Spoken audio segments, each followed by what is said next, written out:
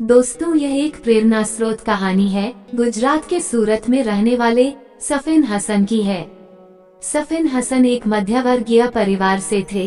सफिन अपने माता पिता के साथ गुजरात के सूरत में रहते थे। शुरुआती दौर में उनके माता पिता सूरत के एक डायमंड यूनिट में काम करके अपने परिवार का गुजारा करते थे, परंतु कुछ ही दिन बाद किसी कारणवश उनकी माता पिता की नौकरी चली गई। नौकरी चले जाने के बाद उनके परिवार पर तो मानो दुखों का पहाड़ ही टूट पड़ा। नौकरी चले जाने के बाद उनकी परिवार की आर्थिक स्थिति काफी खराब हो गई। परिवार की स्थिति को सुधार करने के लिए घर जाकर इलेक्ट्रिशियन का काम करने लगे और उनकी मां ने घरों और शादियों के समारोह में जाकर रोटियां बनाने का काम करने लगी थी। परिवार की आर्थिक स्थिति इतनी खराब हो चुकी थी कि कुछ पैसा अतिरिक्त कमाने के लिए सफिन हसन के पिता और उनकी माता जाड़े के दिनों में सड़क के किनारे उबले अंडे और चाय बेचा करते थे। अपने परिवार की पालन पोषण कर सके और हसीन की पढ़ाई में कोई दिक्कत नहीं हो। सफिन अपने संघर्ष के दिनों को याद करते हुए कहते हैं कि मैं अपनी माँ को सर्दियों में कभी पसीने से भीगा हुआ देखता था। मेरी माँ 3 बजे सुबह उठकर 15 से 200 तक रोज रोटियां बनाती थी और इतनी मेहनत के बाद मात्र कुछ हजार रुपए ही कमा पाती थी। सफिन हसन ने अपने परिवार को हमेशा पैसों की तंगी से जूझता हुआ देखा है। अपने परिवार को इन परिस्थितियों में देखकर ही सफिन हसन ने जीवन में कुछ करने की ठान ली।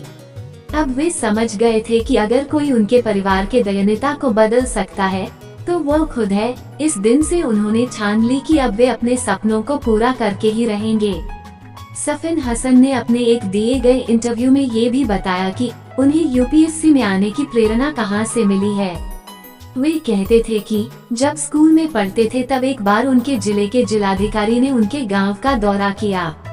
जब जिला अधिकारियों उनके गांव में पहुंचे तो गांव के लोगों ने उनका बहुत सम्मान किया।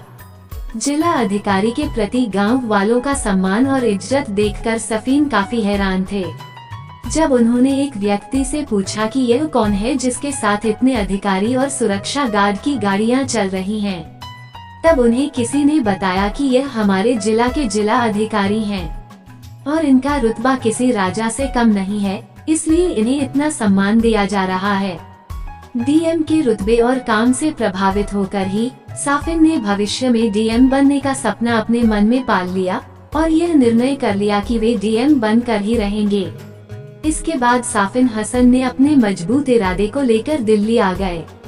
दिल्ली आने के बाद भी संघर्ष ने उनका पीछा नहीं छोड़ा। अब उन पर यहाँ रहने और खाने और कोचिंग की फीस का बोझ था। सफिन हसन के इस संघर्ष को देखकर एक गुजराती परिवार ने 2 साल उनका कोचिंग और खर्च उठाया था। सफिन हसन तो प्रतिभाशाली छात्र थे ही, परंतु प्रतिभाशाली होने के साथ साथ अपने लक्ष्य को पाने का जज्बा कूट कर भरा था। जब वे अपनी यूपीएससी की परीक्षा का पहला अटेम्प्ट देने जा रहे थे तब उनका रास्ते में एक सड़क हादसा हो गया, जिसके कारण उन्हें काफी चोट लगी और साथ ही शरीर लहूलुहान हो गया। उसके बावजूद उन्होंने खुद को कमजोर नहीं होने दिया। उन्होंने तुरंत पास की क्लिनिक में फर्स्ट एड लिया और उसी लहूलुहान अवस्था में परीक्षा केंद्र में जा पहुँचे। अपने मेहनत, मजबूत इरादे और परिवार के संघर्ष को अपनी ताकत बनाकर 2017 में सफिन हसन देश की सबसे कम उम्र के आईपीएस अधिकारी बन गए।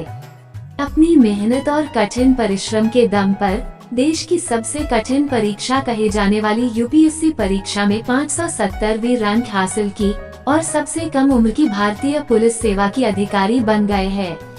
सफिन हसन के संघर्ष और सफलता की कहानी देश के उन लाखों युवाओं को प्रेरणा देती है जो हर साल यूपीएससी और अन्य प्रतियोगी परीक्षा में भाग लेते हैं, पर थोड़ी सी कठिनाई में अपना हौसला खो देते हैं और विपरीत हालातों से हार मानकर अपने लक्ष्य से भटक जाते हैं। सफिन हसन की कहानी हमें बताती है कि कैसे कोई मनुष्य कड़ी मेहनत और अपने लक्ष्य के प्रति एक निष्ठा रख के कठिन से कठिन लक्ष्य को भी हासिल कर सकता है।